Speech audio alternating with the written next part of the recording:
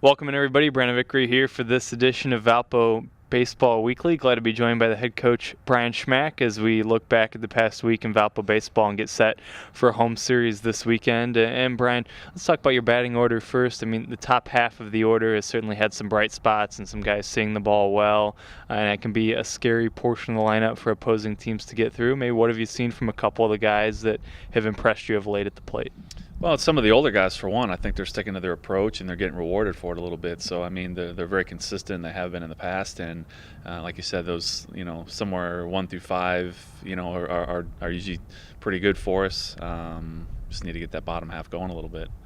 And consistency is certainly something that's needed from the course of the team. Just what do you have to do maybe to be more consistent at the plate as a team? Right now, their at bats, I think they're pressing a little bit. It's interesting. You get up to you see the scoreboard, and the average pops up on the scoreboard, and I think things change a little bit, and they try to do too much, and they try to get it all back at one time. And you've got to understand it's a process, and they just have to take it one at bat at a time. I know it's cliche, but like you say, if you're trying to get all your hits back at one time and press and do different things, then it's not going to work out. So simplifying it should help.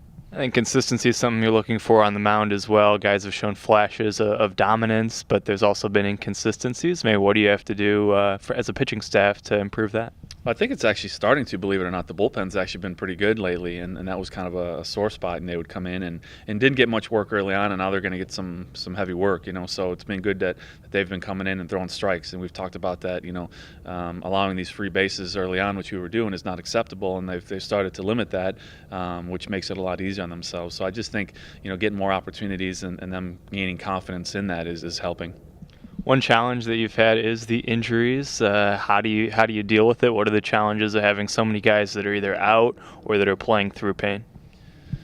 Great question. It's kind of unprecedented at this point, and obviously this weekend was very tough, and guys just have to come together. I don't know what else to say. I mean, it's they've never seen anything like it also, just from the conversations we've had. And listen, it's going to give guys opportunities to pitch and play positions that they've probably never played before, which isn't a good thing. But, we just have to stick with it and pick each other up.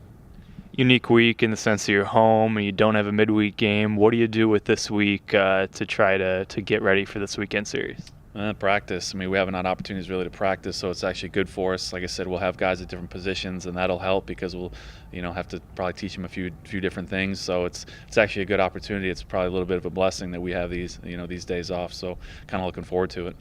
And lastly, looking ahead to Illinois State, a team with a new head coach and that seems improved from a year ago. Just what do you expect from them coming in here this weekend? Yeah, the same as last year. They're a very talented team, under new leadership, so we'll see how that goes. But, there's no off weekends in conference play. So to just show up and think you're going to take some games isn't going to happen, and we know that. So, you've got to prepare for them like you would any other team. It's a good league.